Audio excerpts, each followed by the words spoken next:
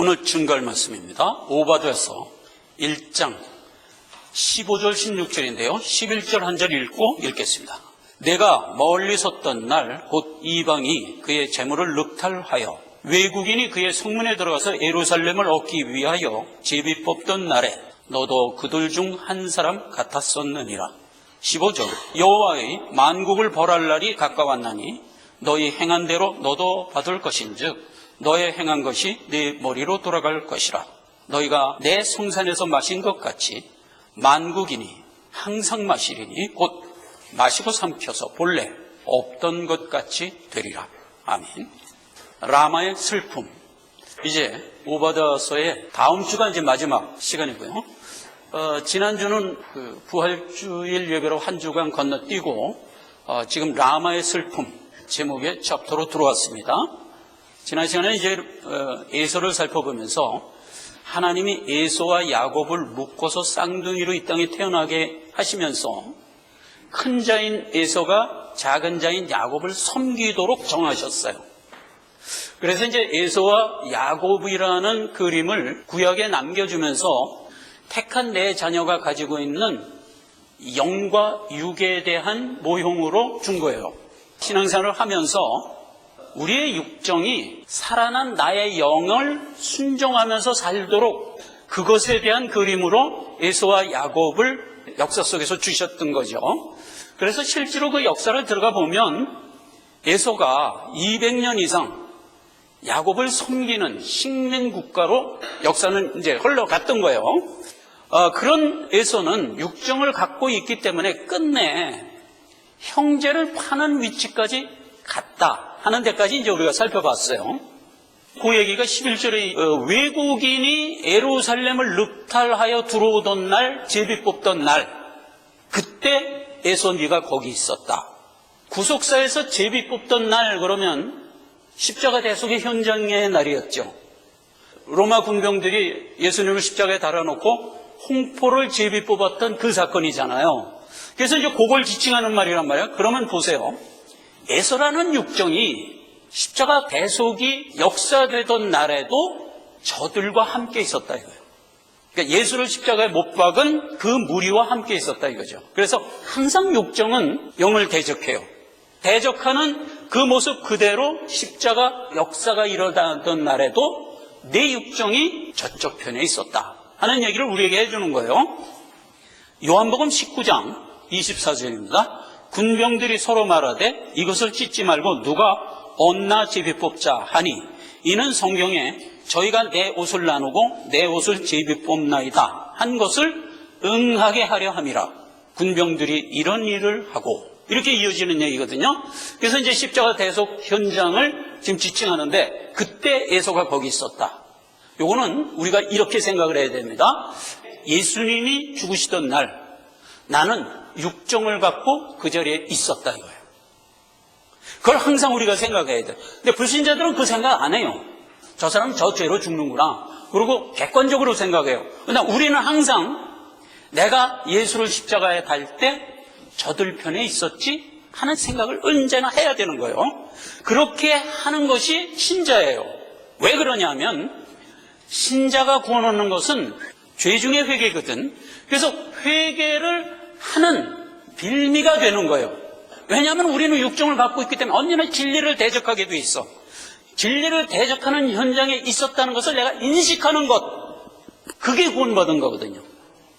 그러한 가운데 가장 큰 환난이 영광으로 변한다 하는 것이 십자가 대속이 우리에게 주는 은혜잖아요. 그래서 이사야서 54장 11절에 너 곤고하며 광풍에 요동하며 안위를 받지 못한 자여 보라 내가 화려한 채색으로 내 돌 사이에 더하며 청옥으로 내 기초를 쌓으며 홍보석으로 내 성첩을 지으며 송료석으로 내 성문을 만들고 내 지경을 다 보석으로 꾸밀 것이라. 이렇게 연결이 되는 겁니다. 다시 봐요.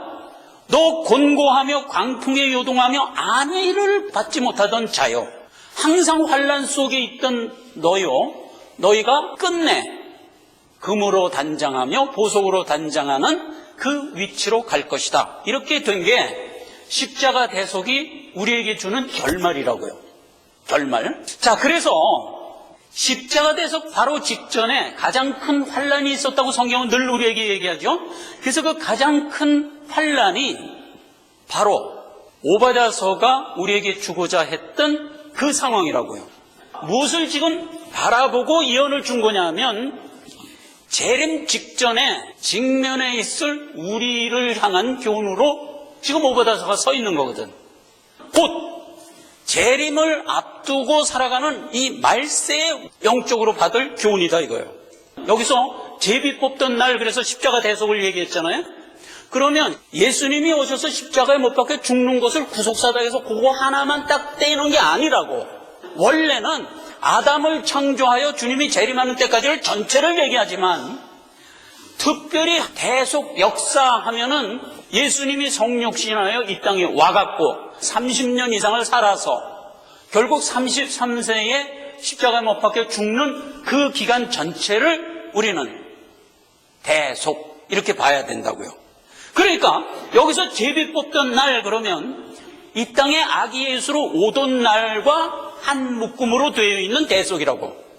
근데 제비 뽑던 날 예수가 거기 있었다고 육정을 갖고. 그러면 예수님이 아기 예수로 오셔서 이 땅에 성육신 하던 날에는 없었을까? 그때도 있었을 거 아니에요. 그래서 그걸 들어가 보자 말이에요. 제비 뽑던 날 있었던 에서의 위치를 좀 더 이해하게 돼. 그래서 그걸 보자 말이에요. 예수님이 아기 예수 왔을 때 에서는 무슨 짓을 했나? 마태복음 2장 16절입니다. 헤롯이 심히 노하여 그 모든 지경 안에 있는 사내 아이를 2살부터 그 아래로 다 죽이니 이에 선지자 에레미야로 말씀하신 바 라마에서 슬퍼하며 크게 통곡하는 소리가 들리니 라헬이 그 자식을 위하여 애곡하는 것이라 그가 자식이 없어 위로받기를 거절하였도다 함을 이루었다. 이렇게 연결되는 거예요. 에서는 예수님이 성육신에서 왔을 때도 있었고 예수님이 십자가 못 박혀 죽을 때도 있었어. 그래서 이 본문 말씀에는 제비 뽑던 날 있었다고 얘기한 거예요. 그러니까 예수님이 성육신에서 왔을 때는 헤롯이 아기 예수가 태어난다는 얘기를 동방박사로부터 듣고 태어나면 내가 가서 죽여야겠다 이렇게 생각을 했단 말이에요. 그랬는데 아기 예수만 발견하고 도망가 버렸어. 그러니까 헤롯이 화가 나갖고 그 지역 일대의 2살이야를 다 죽이는 이런 악행을 저질렀거든요. 그 지역이 어디냐면 갈릴리 근처라고요. 즉 라마 지역. 갈릴리 호수가 여기 있으면 그 주변이 라마 지역인데 납달리 지파가 분배받았던 땅 이름이에요. 그래서 마태복음 4장과 누가복음 4장에 가보면 예수님이 와서 우리에게 은혜를 베풀었다 하는 얘기를 이렇게 해요. 흑암의 땅 스불론과 납달리 지경의 갈릴리요 이렇게 얘기해요. 근데 거기에 예수님이 오셔서 빛을 비춘 거예요. 납달리가 라헬의 아들이에요. 그래서 헤롯이 2살이야 어린이를 다 죽였을 때 그 슬픔이 라헬의 슬픔에다가 고리를 걸었을까 하는 걸 오늘 살펴보는 것이 라마의 슬픔을 살펴보는 목적이라고요. 2살이야 어린아이를 다 죽임으로써 그 지역에 큰 울음이 있었는데 그 울음은 옛날 에레미야 선지자가 라마에서 라헬이 자식이 없어 울었던 그 슬픔과 같은 얘기다 이렇게 얘기한 거거든. 그래서 라헬이 자식이 없어 울었던 그 내용을 우리가 좀 들어가 볼 필요가 있어요. 그게 구속사에서 지금 우리가 겪는 큰 환란의 모태적 얘기라고. 성경에 보면 무엇이 응했다, 성경 말씀이 응했다, 이루어졌다 하는 얘기가 계속 나오거든요. 그래서 그걸 우선 먼저 살펴보자고요. 누가복음 24장 44절. 또 이르시되 내가 너와 함께 있을 때 너희에게 말한 바 모세의 율법과 선지자 글과 시편에 나를 가리켜 기록된 모든 것이 이루어져야 하리라 한 말이 이것이라고 이에 말씀을 열어 성경을 우리에게 가리켰다. 이게 예수님이 한 소리예요. 그러니까 보세요. 우리가 구약을 읽고 율법을 읽을 때 그 내용은 예수를 가리키고 있는 얘기라고. 목적은 예수 알라는 뜻이로구나. 이렇게 된 게 성경이라고요. 그러니까 우리가 항상 구약을 읽을 때 그런 눈으로 읽어야 돼. 이번 달에 읽을 게 뭐죠? 열왕기하. 열왕기하가 우리에게 주고자 하는 목적은 예수 그리스도라니까. 그걸 예수님이 이렇게 얘기한 거예요. 그래서 구약에 있는 모든 어떤 전과 같은 사건들은 결국 무엇을 지칭하는 얘기냐면 예수를 지칭하는 얘기였다고요. 예를 들면 시편 51편 9절에 나와 함께 떡을 먹던 자가 내게 발뒤꿈치를 들었나이다 하는 기록이 되어 있어요. 그런데 그 기록은 원래 무슨 얘기에 대한 모형이었다고? 요한복음 10장 18절에 가롯 유다가 예수를 배반하여 파는 것에 대한 얘기였다고요. 가롯 유다는 예수와 함께 떡을 먹던 자였어요. 그런데 일어나서 예수를 가서 팔았지. 요한복음 13장 18절에 가보면 가롯 유다가 나를 파는 것은 옛날에 시편 51편 9절을 응하게 하려 함이라 이렇게 기록되어 있다고.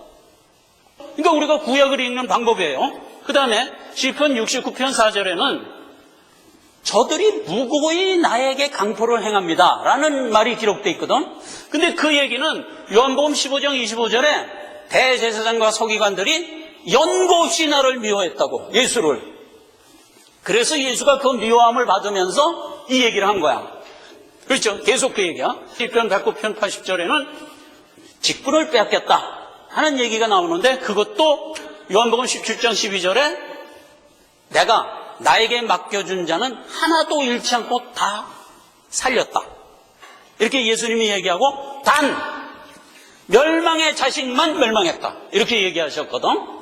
예수님의 12제자 중에서 다 예수님이 챙겼는데 가롯 유다는 멸망의 자식이었기 때문에 멸망했다 이 얘기를 해주신 거거든요.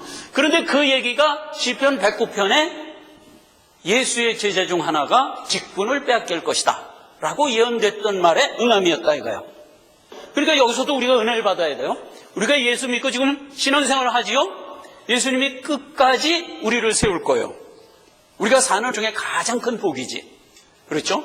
그 얘기. 그 다음에 시편 69편 21절에는 갈할 때 내게 초로 마시었다. 목말라 죽겠는데 초를 주고 마시라고 그랬대. 이게 옛날에 이제 다윗이 고백한 글이거든요. 그런데 그대로 요한복음 19장 18절에 예수님이 십자가에 못 박혀 죽으실 때 군병들이 신포도주를 해용에 찍어서 입가에 댔지. 그 사건에 대한 응함이었다. 22절 28절에는 시편에 내 옷을 제비 뽑나이다. 결국 이것도 요한복음 19장 24절에 군병이 홍포를 제비 뽑았다 하는 얘기에 대한 응함이었고, 출애굽기 12장 46절에는 유월절 양을 고기를 먹을 때 뼈는 꺾지 말라 이런 말이 나와요.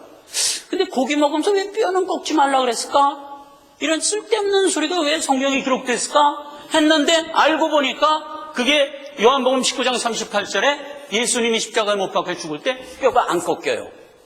양평 강도는 뼈를 꺾어서 죽음을 확인했는데 예수님은 뼈를 꺾어서 확인 안 하고 이례적으로 창으로 역교를 쿡 찔러서 물과 피를 쏟게 해서 그 일을 끝내요.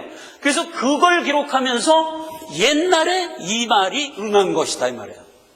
그런데 그 뼈는 예수님 입장에서는 우리예요.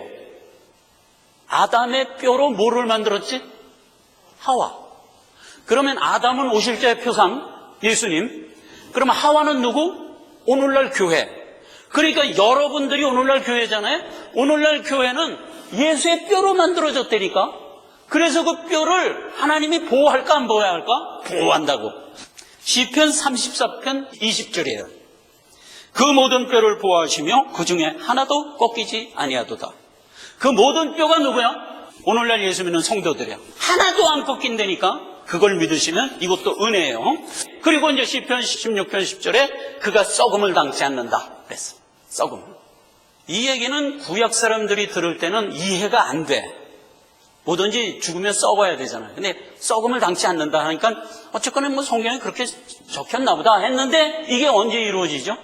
예수님 십자가에 못 박혀 죽으시고 부활할 때 이루어지는 거예요. 그래서 고린도서 15장 54절에 예수가 사망 가운데서 부활하는 것으로 썩지 않고 살아나는 것으로 이루어지죠. 이렇게 성경 말씀은 구약에 일일이 기록하고 그것이 응하는 것으로 된 거예요. 그래서 이 모든 얘기는 어디에 지금 고리가 걸려 있는 거예요? 십자가 대속이라는 예수가 하신 진리의 고리가 다 걸려 있는 거예요. 그래서 오늘 에레미야서 31장 15절에서 라마에서 라헬이 자식이 없어서 큰 슬픔이 있었다라고 기록한 그것이 예수님이 성육신하여 아기 예수로 왔을 때 헤롯이 예수 죽이려고 그 지역 2살 이하 어린이를 다 죽인 그 악행의 사건에 특 고리가 걸려 있는 거예요. 그렇게 된 얘기가 라마의 슬픔이라고요. 자, 여기까지 이제 우리가 확인을 하고, 라마에서 라헬이 자식이 없어 통곡했다는 그 얘기를 실제로 들어가 보자 말이에요. 에레미야서 31장 4절에 보니까 처녀 이스라엘아 내가 다시 너를 세우리라. 하나님 입장에서 처녀는 택한 나의 자녀, 그러니까 우리 모두를 얘기하는 거예요. 일단 에레미야 31장의 목적이 뭐예요? 하나님이 내 자식을 구원하리라 하는 게 이제 출발되는 얘기고, 15절에 보니까 나 여호와가 이같이 말하노라. 라마에서 슬퍼하며 통곡하는 소리가 들리니 라헬이 그 자식을 위하여 애통하는 것이라. 그가 자식이 없으므로 위로받기를 거절하였도다. 그래서 라헬이 자식이 없어서 통분한 얘기가 기록되어 있어요. 그리고 16절에 보니까 나 여호와가 이같이 말하노라. 내 소리를 금하여 울지 말라. 내 눈을 금하여 눈물을 흘리지 말라. 내 일의 갚음을 받을 것인즉 그들이 대적의 땅에서 돌아오리라. 나 여호와의 말씀이라. 이렇게 결론이 되는 거예요. 라헬이 자식이 없어 슬퍼하는 것을 보고 하나님이 주신 얘기가 뭐예요? 울지 마, 눈물을 흘리지 마, 너는 복된 자야. 이렇게 됐다는 얘기예요. 그러면 라헬이 자식이 없어서 우는 그 상황을 여러분 다 성경을 읽었으니까 알지만 제가 얕기를 합니다. 야곱에게 두 아내가 있죠. 레아, 라헬. 그래갖고 이제 레아가 결혼을 하자마자 자식을 막 낳기 시작하는 거야. 그래갖고 제일 먼저 낳은 게 뭐예요? 루벤, 시몬, 레위, 유다. 그래갖고 4명을 쫙 복되게 낳은 거야. 근데 라헬은 형님이 4명 낳을 동안 자식이 없는 거야. 그래서 막 울고불고 했어. 라헬이 기다리다 못해서 안 되겠다. 그래갖고 종 비라를 통해서 2명의 자식을 얻었어요. 그게 누구예요? 단과 납달리. 아까 라마에서 통곡이 있다는 그 납달리가 얻었던 땅, 라헬과 연결이 돼요. 라헬은 자기 종을 통해서 자식을 얻었으면 그 종의 자식일까? 아니, 성경 그런 법이 없어요. 라헬의 자식이에요. 그래서 이제 2명을 얻었어. 그러면 언니 레아가 4명의 자식을 낳았잖아. 자식 없어서 저렇게 통분하고 있던 동생 라헬이 종을 통해서 자식 2명을 얻었으면 그래, 너도 그렇게 얻는구나. 그렇게 해서 좀 이해를 해야 되는데 자식에는 욕심이 있는 거야. 그래갖고 형 레아가 너도 종을 통해서 자식들을 얻었냐? 나도 그럴 거야. 그래갖고 비라라는 종을 또 통해서 2명의 자식을 또 더 얻어요. 갓하고 아셀을 또 2명을 얻어. 그러니까 이제 형이 좀 동생을 좀 이렇게 좀 위로를 하고 그래야 되는데 나도 할 거야. 그래갖고 갓하고 아셀을 또 얻었네. 라헬이 이제 울고불고 이제 그래갖고 이제 남편한테 따졌어. 창세기 30장 1절 2절입니다. 라헬이 자기가 야곱에게 아들을 낳지 못함을 보고 그 형을 투기하여 야곱에게 이르되 나로 자식을 낳게 하라. 그렇지 않으면 내가 죽겠노라. 야곱이 라헬에게 노를 바라요. 가로되 이보시게 그대가 성태치 못하는 것은 하나님이 하시는 일 아닌가? 나보고 어떡하라는 얘기인가? 이렇게 얘기를 했다는 얘기예요. 이해가 되죠? 아니, 자네가 아기를 못 낳는 건 하나님이 그렇게 하는 건데 내가 어쩌라는 얘기인가? 야곱이 이제 답답하니까 그렇게 얘기했지만 라헬은 억울해서 못 살겠는 거야. 그래서 이제 울고불고 하니까 하나님도 이제 견디다 못해갖고 그래 라헬아 내가 하나 줄게 해갖고 준 게 요셉이에요. 요셉을 딱 줬어. 요셉을 딱 주니까 레아가 언니가 아니 라헬도 아기를 낳았어? 그래? 그럼 나도 또 낳아야지. 그럼 또 낳은 거야. 또 2명을 이사갈과 스불론 2명 또 낳은 거야. 우리가 돼도 좀 형님이 좀 비싸스럽지 않으세요? 그러니까 이제 라헬이 겨우 그렇게 해갖고 이제 자기가 본인이 자식 하나 낳았더니 형은 그래, 너 그렇게 자식 하나, 나 또 낳을 거야, 그래. 또 둘을 더 낳은 거야. 그러니까 이제 라헬이 낳긴 낳는데 형을 생각하면 통분해서 견딜 수가 없는 거야. 그래서 또 울고불고 하니까 하나님이 그래, 내가 하나 더 줄게. 그래갖고 준 게 베냐민이에요. 자, 그래서요, 라헬은 종을 통해서 단, 납달리, 그리고 요셉, 베냐민. 그래서 4자녀를 얻어. 형은 처음부터 쫙 4명 얻고 종한테 2명 얻고 그 다음에 2명 더 얻고 그래갖고 8명을 얻어. 그러니까 이제 라헬은 평생 야곱과 살면서 억울하기 짝이 없는 거야. 그래서 항상 자식이 없어 울었어. 이게 누구의 슬픔? 라헬의 슬픔. 그런데 이 라헬의 슬픔이 지금 고리가 어디에 걸려 있어요? 여러분 이거 지금 전체를 이해해야 돼. 이 큰 라헬의 슬픔이 고리가 지금 어디 걸려 있어요? 예수님의 성육신 사건에 걸려 있다고.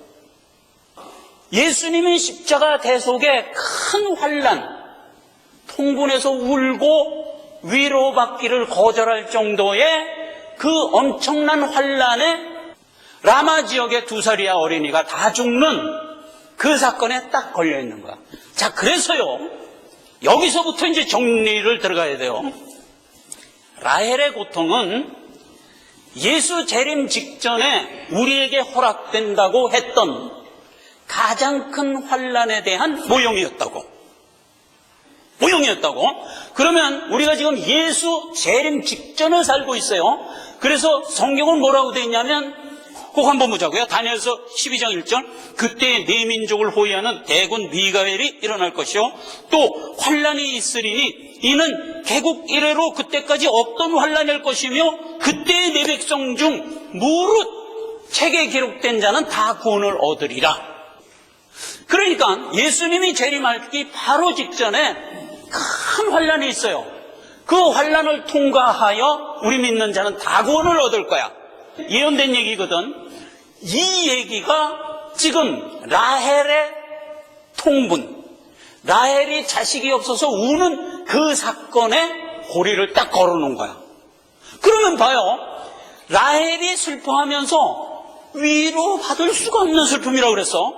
어떤 슬픔이 있으면 그래 뭐 그렇게 슬퍼하냐 하면서 위로할 수가 있잖아요. 근데 라헬의 슬픔은 위로받을 수가 없는 거야. 위로받을 수 없는 슬픔이 곧 가장 큰 환난이라고. 그러니까 오늘날 재림을 앞두고 사는 우리의 슬픔과 같은 얘기다라는 데까지 우리가 추이를 하는 겁니다.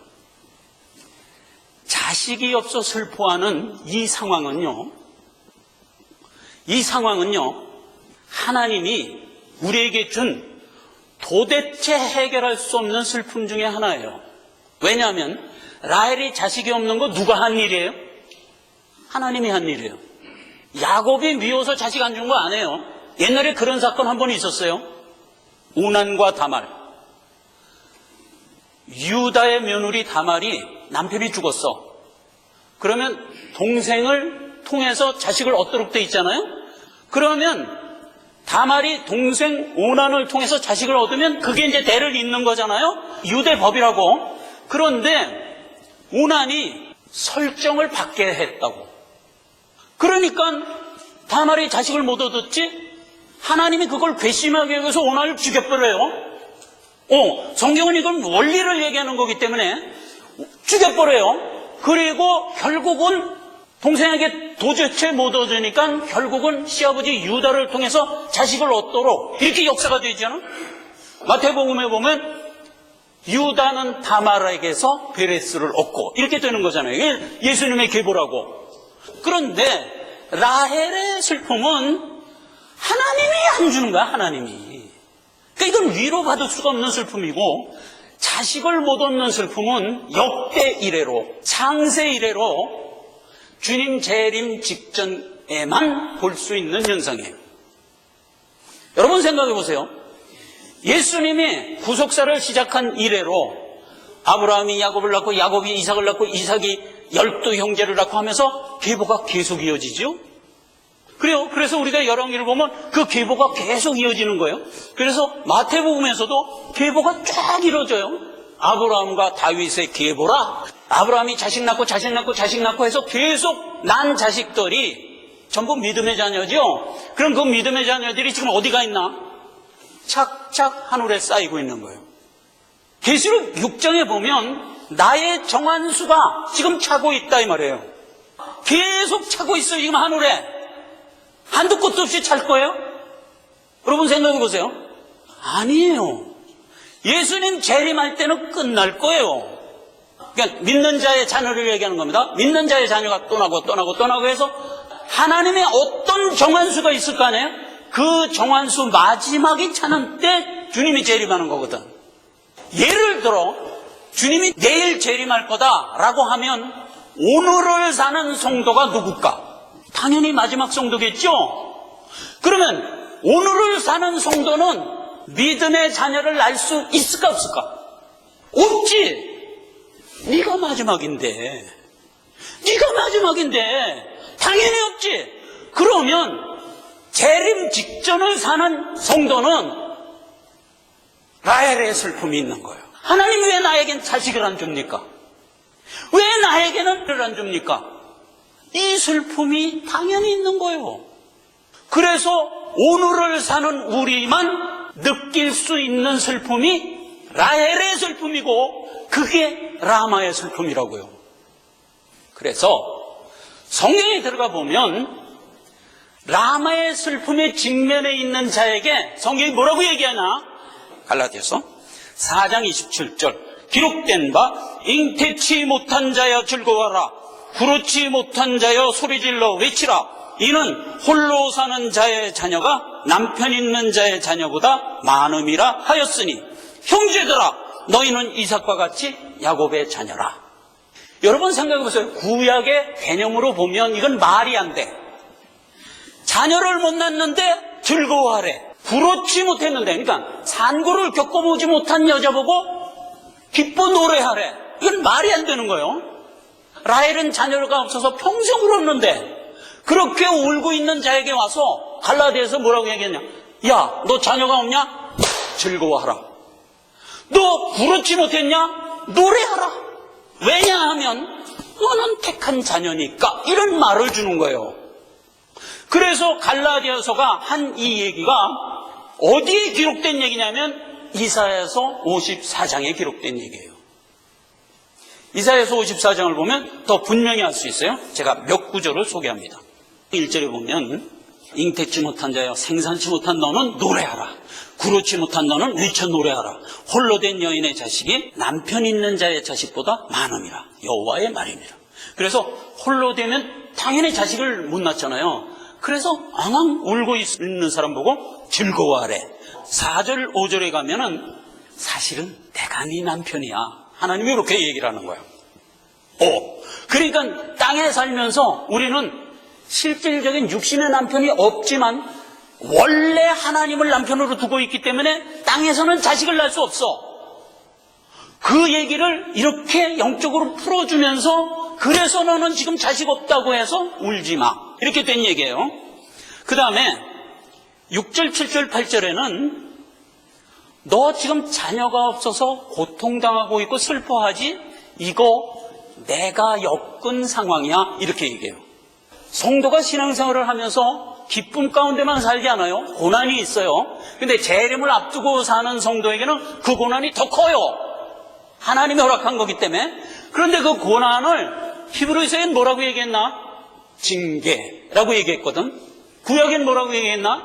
내 백성이 혹 죄 중에 물들어서 살아가면 내가 하나님이 그 죄를 깨끗게 하기 위해서 징계를 주겠다.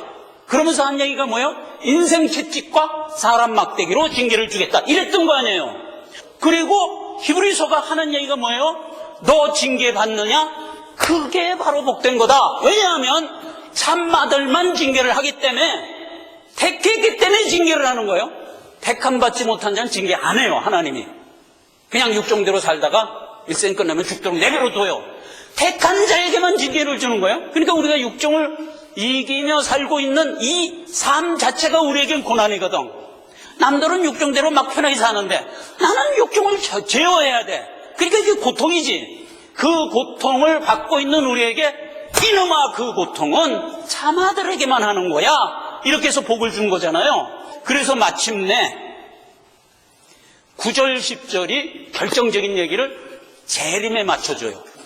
네가 지금 직면해 있는 이 상황이 노아의 홍수하고 동일한 거야. 이렇게 얘기해요. 재림과 동일하다는 얘기예요. 노아의 홍수는 뭐야? 다 진멸하는 거잖아. 다 진멸하는데 노아의 8 식구만 살렸지. 그것과 마찬가지로 오늘날 네가 직면되어 있는 이 고통은 다 끝낼 때 너만 난짝 들어서 구원하는 거야. 이렇게 얘기한다니까. 이건 정말 너무 살떨리는 얘기예요. 우리가 지금 그런 때를 살고 있는 거예요. 맨 마지막에 11, 12절이 결국 너를 홍보석으로 쌓아놔서 신부로 데려갈 거야. 이렇게 해서 마감이 되는 얘기라고요. 자, 여러분, 갈라디아서는 이 이사야서 54장의 얘기를 우리와 연결해서 얘기하면서 너 자녀가 없어서 슬프냐? 너 그렇지 못해서 울고 있냐? 기뻐하라. 기뻐하라. 왜냐하면 너는 택한 자녀이기 때문에 이렇게 결론을 내면서 24절에 이것은 비유니 뭐에 대한 비유냐? 하나님이 내 백성을 택하여 자라게 해서 마침내 보석으로 장식하여 데려갈 것에 대한 비유다 이 말이에요. 그러니까 결국 성경은 구속사라고 그러잖아요. 그럼 구속사의 내용으로 들어가면 뭐라고? 하나님의 뜻 그러면 뭐예요? 너무나 간단한 얘기잖아요. 하나님이 자기 백성 낳아서 완성하는 것. 이게 구속사잖아요. 하나님의 뜻이잖아요. 그렇죠? 이 하나님의 뜻에 대한 비유다 이 말이에요. 말세를 사는 우리가 택한 자녀를 더 이상 얻지 못해. 내가 마지막 성도니까. 이렇게 생각한다면 말세를 사는 모든 성도는 라헬의 슬픔을 가지고 있어요.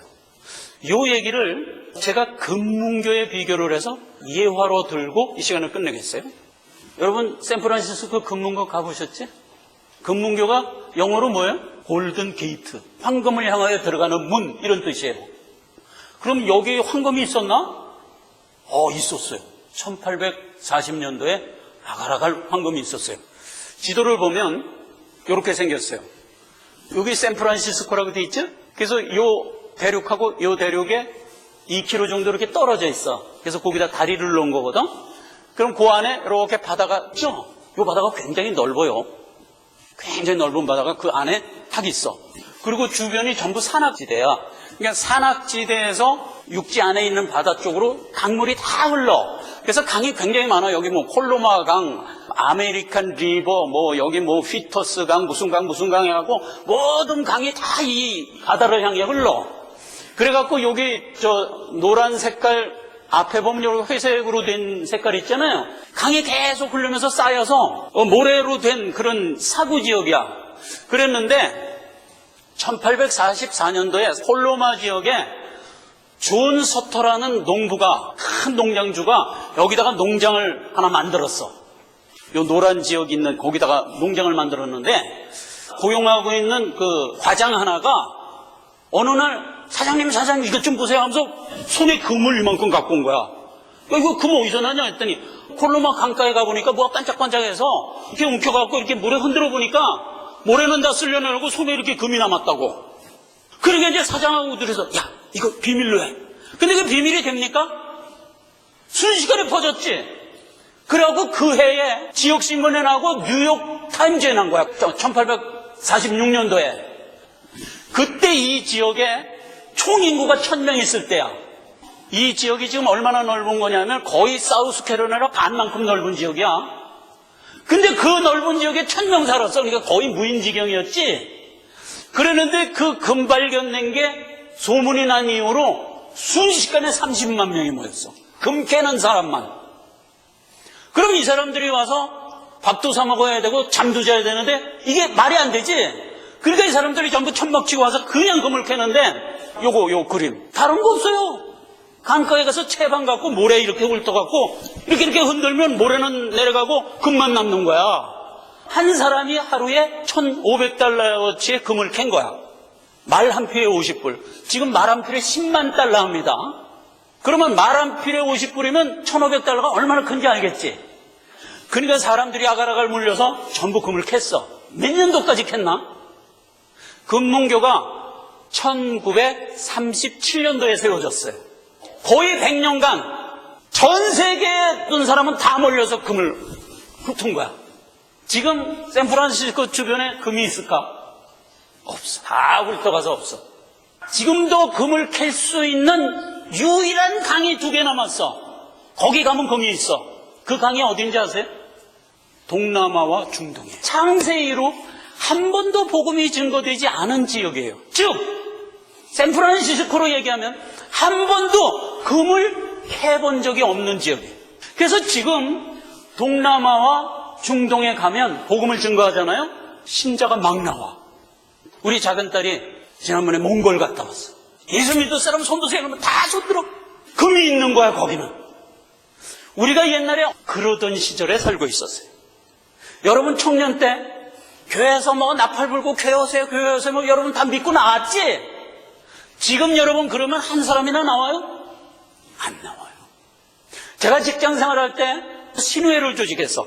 우리 관리부에 40명이 있었어. 전부 청년들이지. 내가 예수 먼저 믿고 다 예수 믿어. 다 예수 믿었어요. 지금 관리본부장인데 직원들 보고 예수 믿어 그러면 고소해. 종교 강제했어 그러면 고소해. 그럼 나 감옥소에 가야 돼. 이렇게 달라졌어요. 왜 그럴까? 재림을 앞둔 요때 사는 성도가 누구냐 말이에요.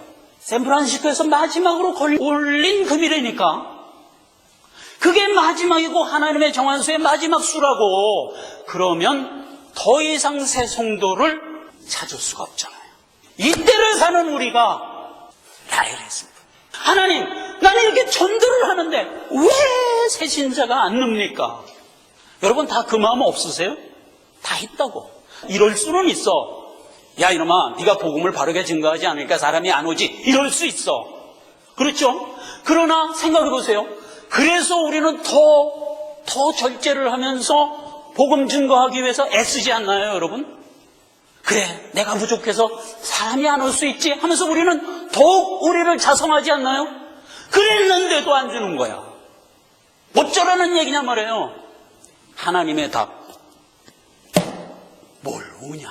눈물을 흘리지 말라. 내가 너를 택했고 너는 이제 곧 홍보석으로 싸나 데려갈 자다. 내가 내 남편이니까. 이렇게 얘기를 하고 있잖아요. 우리가 혹 이런 때를 살고 있다는 생각을 가지고 용기를 잃지 않고 복된 마음으로 이 시대를 살아가자. 기도하겠습니다.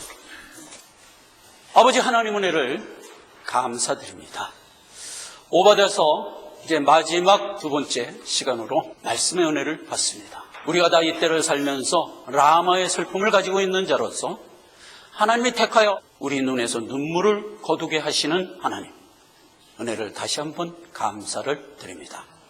우리가 살아가는 앞으로의 여정을 하나님이 쌓아 주시고 황금으로 덧입혀서 데려간다 하셨사오니 이끄시옵소서. 예수님의 이름으로 기도했습니다. 아멘.